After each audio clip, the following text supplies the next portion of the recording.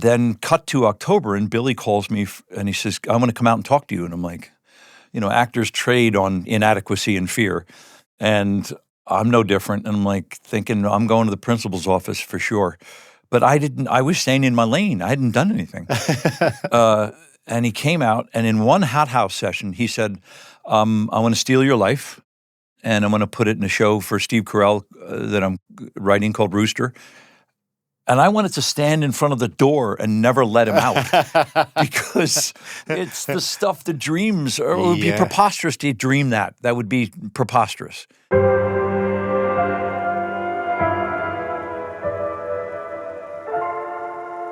Welcome to the Warner Brothers Lot. I'm Jonathon Buckley, and this is A Lot More. John C. McGinley has been an integral part of some of the most iconic movies and television shows ever to grace our screens, and we're beyond lucky to have him in the studio with us today to talk about his role on HBO Max's Rooster. Johnny C., thank you so much for joining us on the podcast. Welcome to the studios. I'm sure you've booted around these studios a fair bit over your life.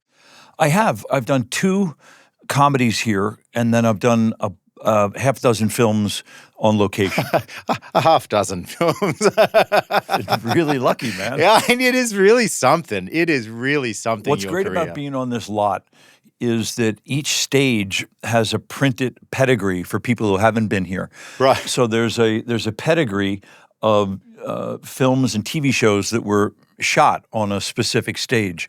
And for cinephiles who worship Bogey and Bette Davis, and you'll go by, I'll make it up, stage 11, and you'll see The Big Sleep and Casablanca, and that makes me happy. It's nice just to walk around.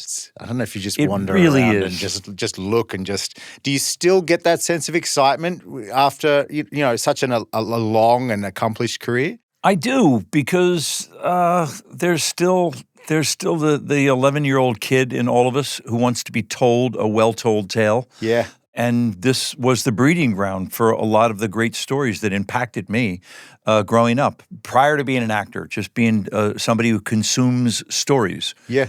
And Warner Brothers stories were as good as it gets. Were there any that you can remember in particular that you remember from your childhood that you were like, I think I want to do this? I attached myself to Spencer Tracy and Humphrey Bogart early on. I have no idea why.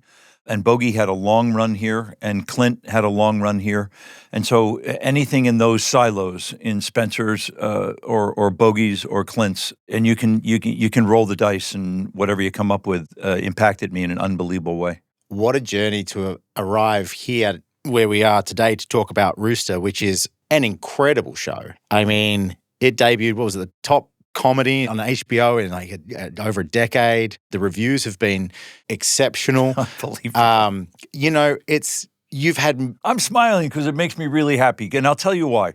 And people send, the publicity people send me these reviews and all this stuff, and it's very gratifying. And I'll tell you why it's gratifying, and not the stuff that big heads are made of, because I've been on the other side. Okay. I've been in shows that don't get picked up. I've been shows that are a dog with fleas. And I've been in a show that don't get reviewed well, or you don't get any mention at all, so that you don't get any ink. Yep. That hurts your feelings. And so it's really lovely to be on something that is resonating. And it is resonating. And it gets invited back to the dance for a second season. Yep. And that ensemble from Danielle to Charlie Clive to Phil and Steve is a murderer's row of assassins. Yeah. And that's what we called great actors on Scrubs, who would just come in, crush a joke, and leave. And this like ninjas, they just slide in and assassins, yes. And this is a murderer's row. Any scene you have with anybody is going to resonate. Yeah. And Bill Lawrence, who's on this lot, is largely on the set with us, which you want. He's the Norman Lear of his generation, and he's energized by this. And when Billy's energized, you want him on the set. Yep. Because an A scene is going to be an A+ when Billy just switches a verb or massages a nuance.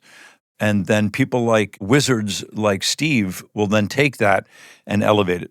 I've had the pleasure of talking to Bill Lawrence briefly. It's the best. I don't think I had any assumptions, but I just was surprised at how funny he is as a person. Like, he's a genuinely funny person. If Billy wasn't the Norman Lear of his generation and behind the camera as much, he would be a massively successful stand-up comedian. That's what I think as well. I just got that sense. He has the tool set.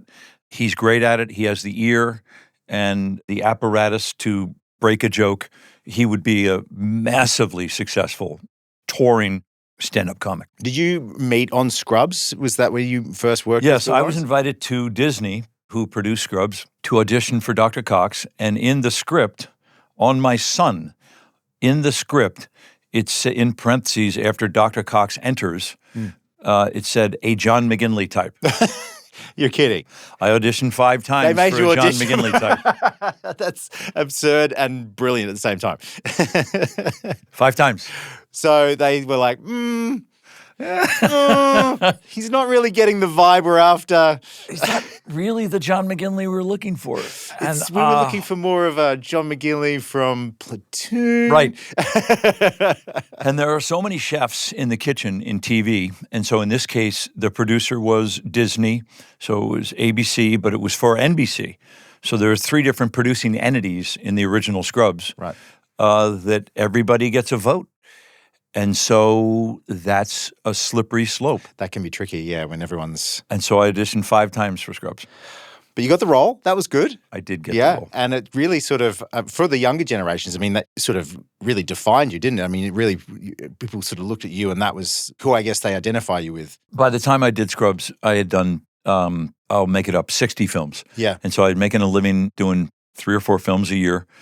And then my son Max was born. And Max was born with his own set of challenges. He was born with Down syndrome. Mm-hmm. He's in great shape, but the first couple of years there were very tricky. And I decided if I was going to do anything, I had to be in Los Angeles, right. Which is a preposterous mandate because, as you know, this is going to sound backwards, but hardly anything shoots here anymore, nor did it. And so the concept of runaway production was already in vogue. And I got Scrubs, which was over in Valley Village, which is right next to Burbank, in a defunct hospital, a mold-ridden, dank hospital. And we were there for 9 years. And so I was able to be with Maxie as he was figuring stuff out, and his whole machine was starting to get into a good place. And it was the dream gig of all time. It was very hard. We were working 16-hour days. I was going to say, there's still big days. We don't Huge. pay attention to that a lot from the outside looking in. We think, wow, Huge. You're so lucky to be on a show, but the workload's massive. What's great about Billy Lawrence, one of the things that's great about him, is that he adopted a Mike Nichols mandate. And there's a great Mike Nichols biography that Tony Kushner's partner wrote about Mike. And there's one tawdry word in this, but Mike had a no asshole policy on his sets, and he meant it. And all it meant really is, if you digress to kindergarten, be nice to each other. Yeah. That's all. Yeah. Just bring kindness to work. And Billy adopted that. And the connective tissue with that and working 16-hour days is you got to be nice to each other. That family is now back together. We're now doing a 10th season. That's so cool. It's preposterous. Yeah, that's so cool. So now you have, 2 hit shows happening kind of simultaneously, airing simultaneously. Is that something that you've done before? I've done movies at the same time. At the same time? I did a film with Ice Cube up in Vancouver and like the 6th season of Scrubs at the same time. So I was flying back and forth. But those are, that sounds like a lot. It's not. That's delicious. It's delicious. I was doing the original play of talk radio at the New York Shakespeare Festival with Eric Bogosian and Wall Street at the same time for 3 weeks. That was hard. Right. Because Oliver kept us longer and longer and longer.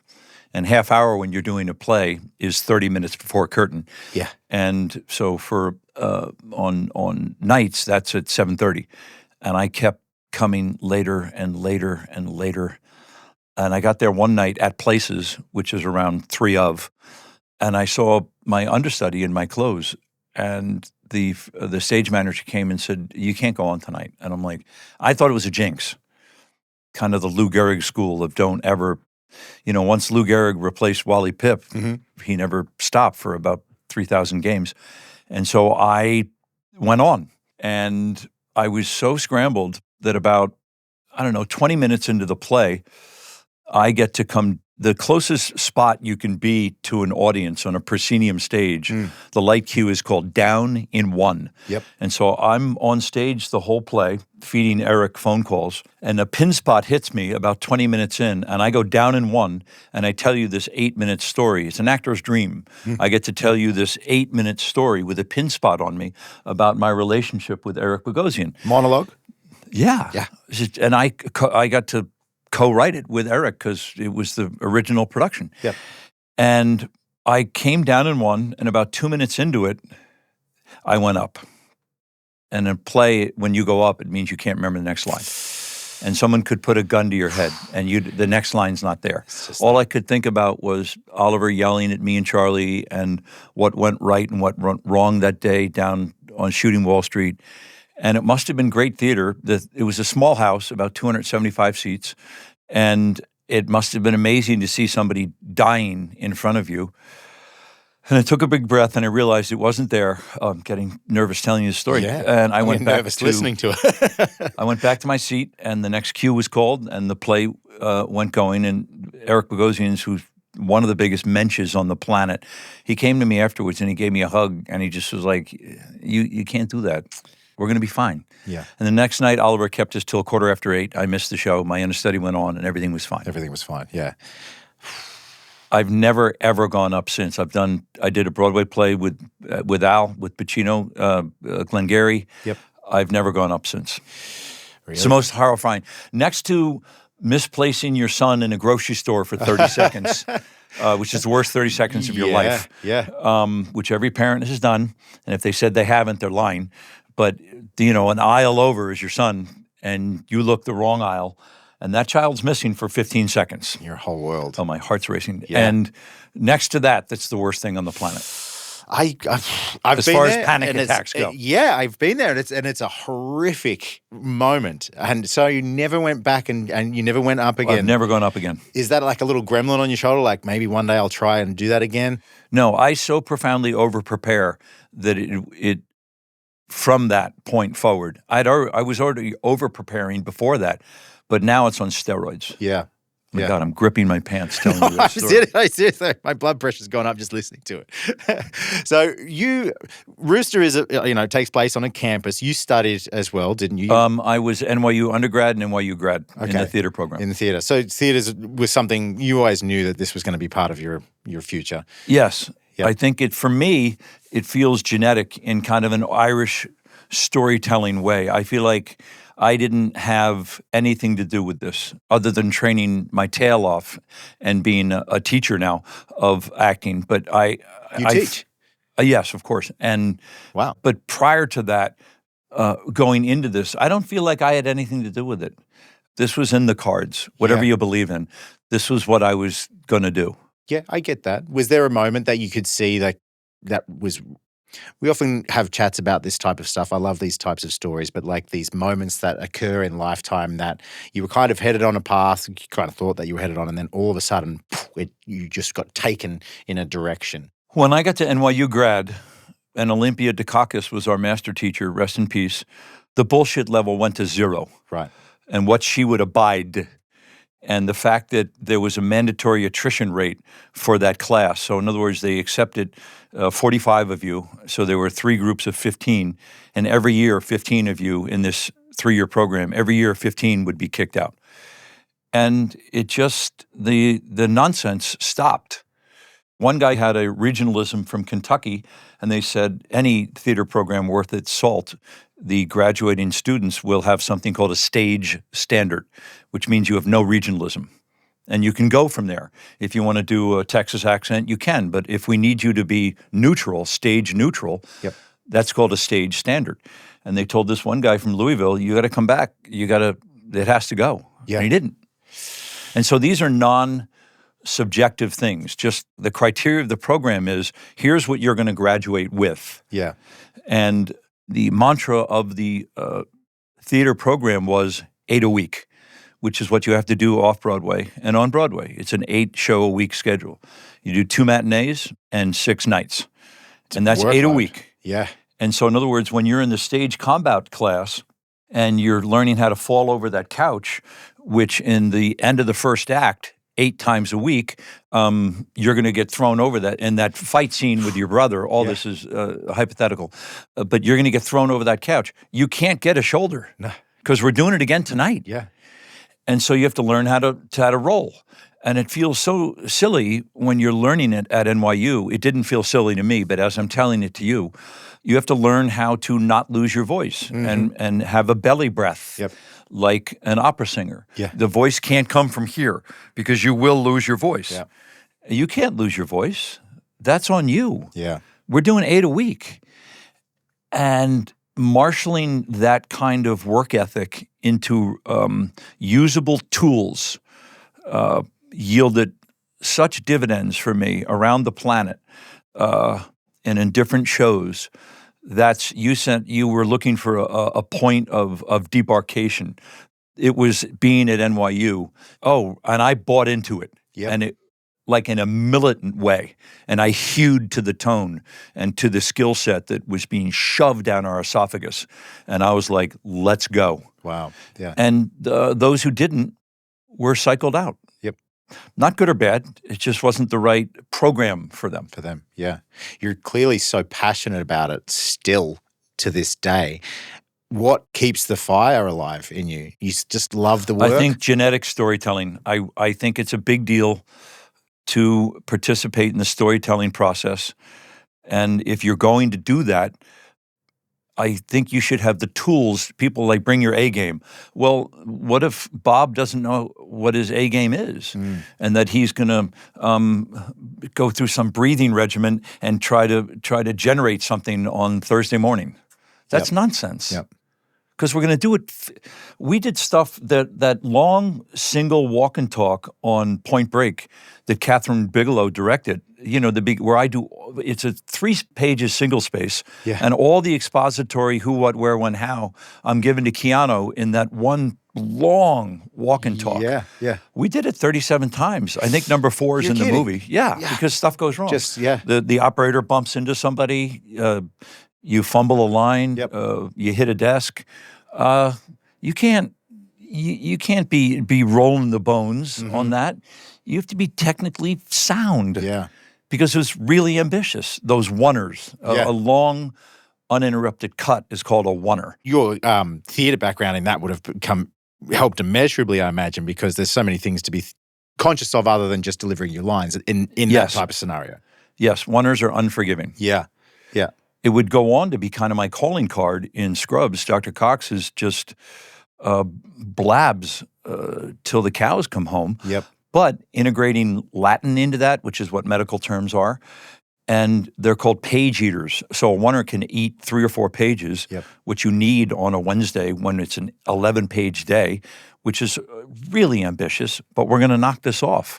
And the only way we can do it is if we get this oneer of you and me doing the scene around the hallways, and boom, we just knocked out 5 pages. Yeah, yeah. And it's an opportunity to flourish in the frame because there's nowhere to run. So you might as well just lean into it. Do those oneers stress you out, or are you invigorated by them?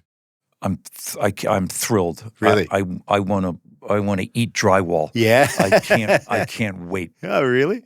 I love that. When it comes to Rooster, we actually had a quick chat on your press junket right before you were great. Rooster. I remember you did a great job. It was lovely to chat with you and Lauren Sy. She joined you on there, and we had a brief chat about your hothouse chat.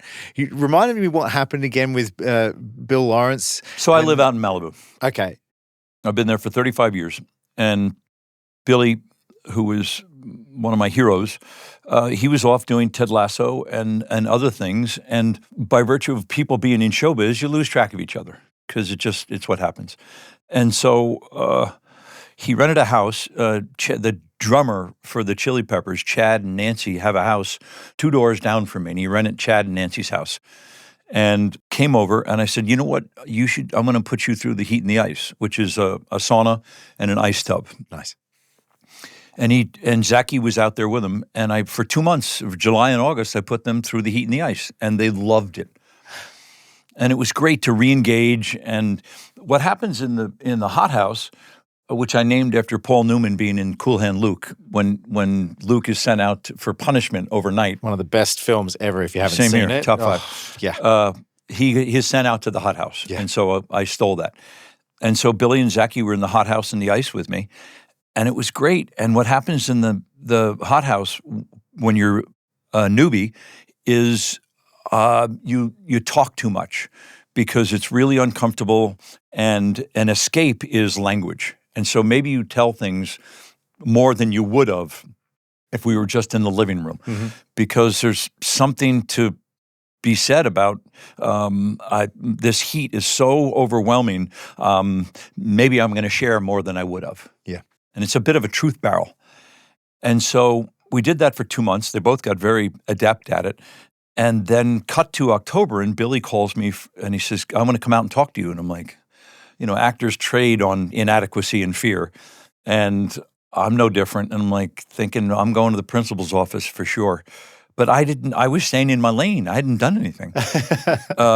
And he came out, and in one hothouse session, he said, "I want to steal your life, and I'm going to put it in a show for Steve Carell that I'm writing called Rooster, and we're doing Scrubs." And I wanted to stand in front of the door and never let him out because it's the stuff that dreams, or it would be preposterous to dream that. That would be preposterous. And come to find out, both things transpired. Yeah. I mean, someone can tell you we're going to do something, but it's Hollywood. It's showbiz. It's not going to happen. Everyone's full of hot air. It's like, that's a good idea. All right, well, I'll believe it when I see it, sort of thing. 100%. Yeah.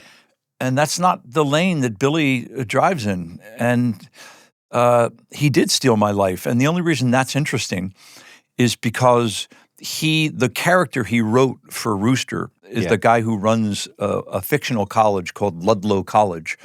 Is the character's name, the president of the college is named Walter Mann. John McGinley's playing Walter Mann.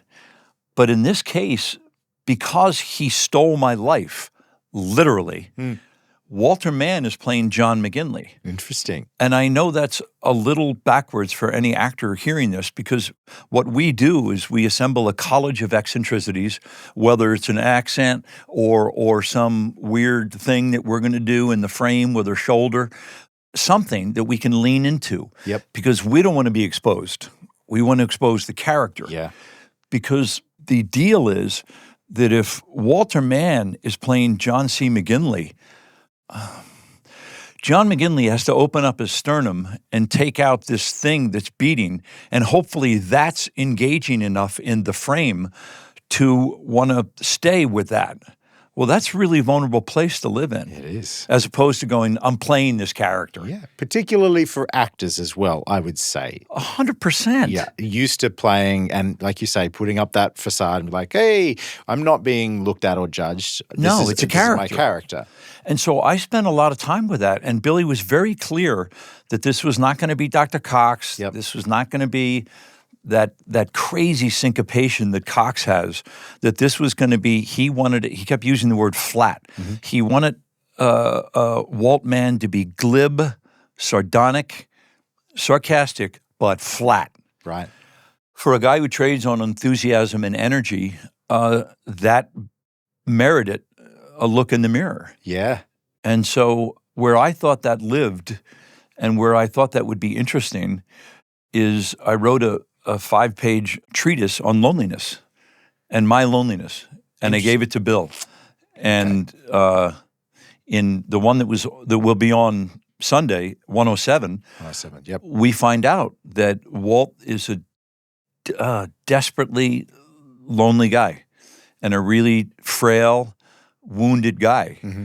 And what people like me do to mask that is we get a lot of plates spinning so that you're looking at the plates and not at us. Yeah. And so in academia, where that serves Walt, is that he's running this college. And so you have to look at the English department, and you have to look at rebuilding the cafeteria, and you have to look at all these things until finally I have Steve's character in the hothouse, and I tell him I'm a deeply lonely guy. Great scene, by the way. I've been fortunate enough to see. Oh, I'm glad.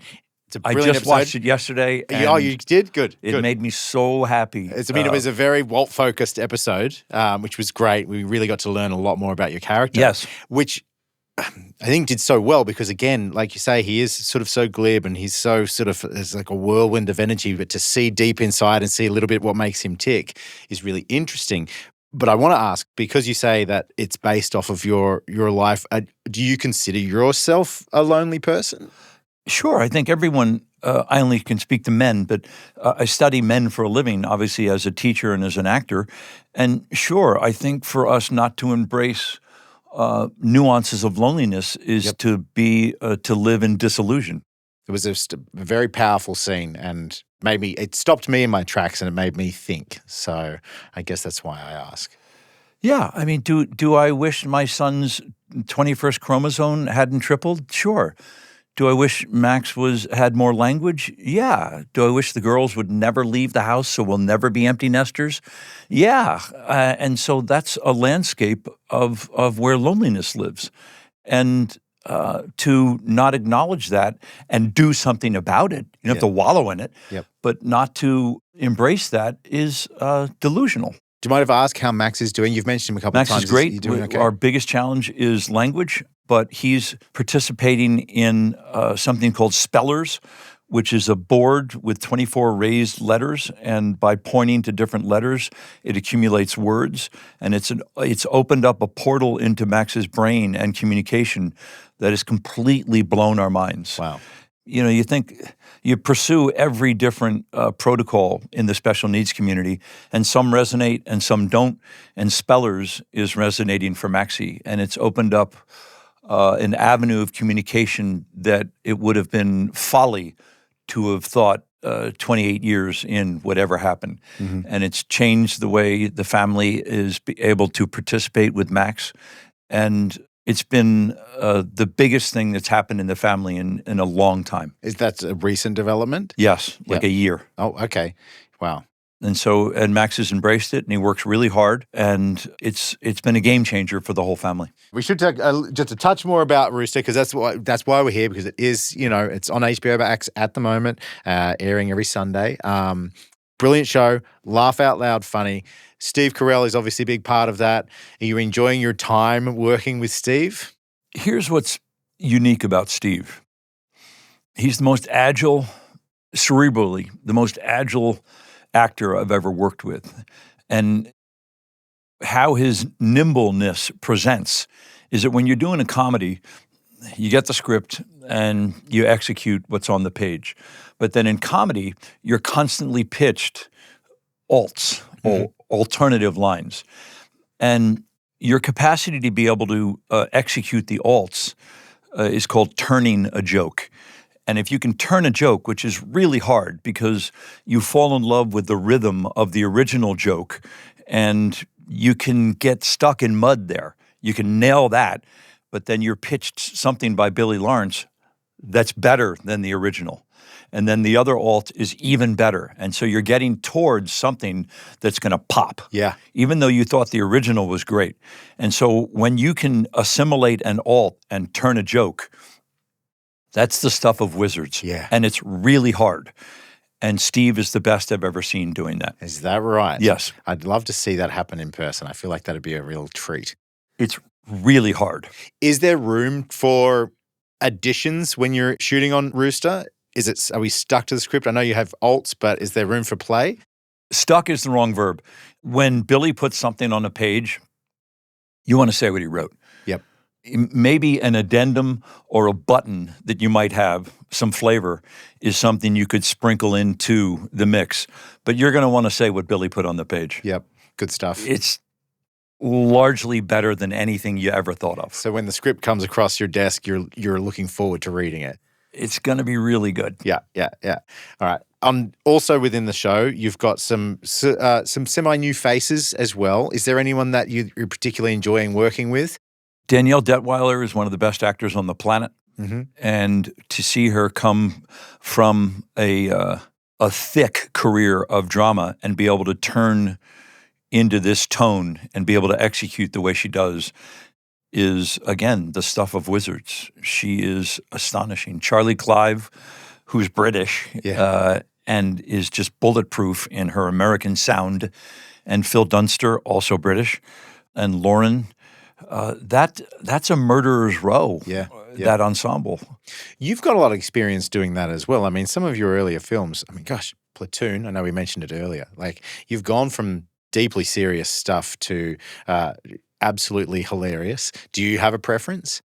No. My self-preservation as an actor dictates that if it's not on the page, I don't want to do the movie or the show. Right.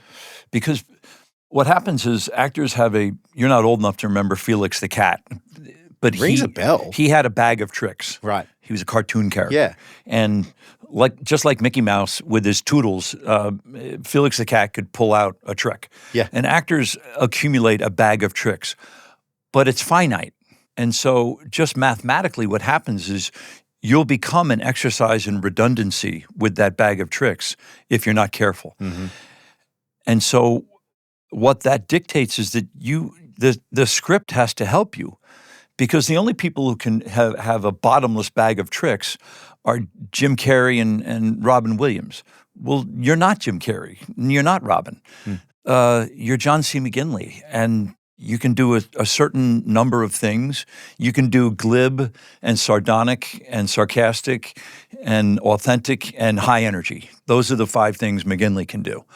Well, when we have to pivot off that, it better be in the script. Yeah. Okay. Because we've already gone down, we've inventoried what McGinley excels at, third person. And otherwise, the Billy Lawrences have to have put it on the page for you. Gotcha. Otherwise, I don't want to go. Yeah, fair enough. Fair enough. All right. Well, just to finish up, we went around the office and we've compiled, list of quick questions, super fast, short answers, just to finish off, because this has been a lovely chat. I feel like I could talk to you for many hours, particularly about the craft. I would love to come and take one of your classes. I don't know if you offer them, but I'd love to learn from you. So 5 questions. Do you have a favorite memory on the Warner Brothers lot? My favorite memory on the Warner Brothers lot was walking onto the Rooster stage from my trailer for the first time. Interesting. Recent. Yeah. It just felt like I was in the right place at the right time doing the right thing. Yeah. Are you watching the episodes? Oh, I'm not the actor who says I don't watch what we do. I don't believe that anyway, except for maybe Brando. I don't believe when actors say that. Yeah. Yeah, we bust our tail on those episodes.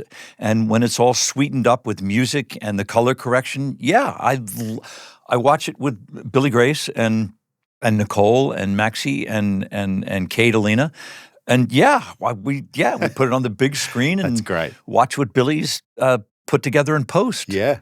Is there a character that really gets you going? Is there Rory Scovel. Okay. Is the single funniest man on the planet. Yep. And he plays the cop. It's my favorite also. He destroys me. That was, I think, the first scene where Steve Carell's character buys the 6-pack of beer for the underage.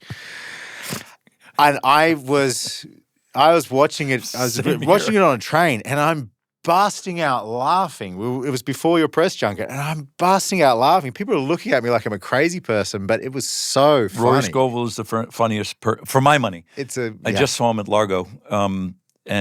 Stand up. Yeah, of course. And he just went up to Seattle on Friday. This makes me want to call him, and shot it again for Netflix. And he destroys. Okay, I've got to go, and I'm going to put that on my list of things to do. Is there anyone in life that you're still dying to work with? Because you've worked with so many great people, directors and actors. I would say your countryman, Kate Blanchett. Oh, wow. Okay. I would say Kate. Yep. Very nice. Any reason? She's the best actor on the planet. Okay. That's a fair reason. When was the last time you auditioned for something? I don't remember. It would have been a while, because there's a point, I guess, in your career where everybody knows exactly who you are, and aside from auditioning for a John McGinley type character. I was for a long time for Oliver, and then producing a couple of things. I was the person you came in and read with. And because I love actors, you want me to be your reader. Yeah. Because I'm going to do everything I can for you to, because I'm over in the corner, you're in the frame. Yeah. And I'm going to give you all the slack and the leash, and because you're scared to death because it's for Oliver, you you're already going to subvert your own audition. Yep. But I'm going to do everything I can to make you feel like you can flourish here. And so I think actors can get good at auditioning. It's a 3-minute exercise, and I got great at it. If I was remotely right for it, you can get good at auditioning, especially when it used to be in a room and there'd be 2 or 3 people and the reader. You can take that room. You may not be right for the part, you may not get it, but you can take that room. Rooster has been renewed for a season 2. Jalapeno, baby. Congratulations. Hallelujah. What are you excited to explore maybe next season? I love being with Steve and Danielle and Charlie and Phil and Billy, and I don't know where Billy's going to take this thing. Yep. In the last episode, I don't know if you've seen that yet, but it turns out the non-spoiler soundbite I can give you is that people are expendable. Oh, no. And I did not see that coming. People are expendable in Rooster on this college campus in academia. Yeah, wow. And I don't know where we're going. Ooh, that's exciting. Or who's going and who's not going. Well, I think as of the airing of this, we'll be just approaching the finale, so I think that's a good place to leave this at. Yeah, that's not a spoiler. No. All I can tell you is people are expendable at Ludlow College. I'm excited to see. Johnny C., thank you so much for your time. Pleasure to be here. This is so lovely. Pleasure to chat to you. Thank you.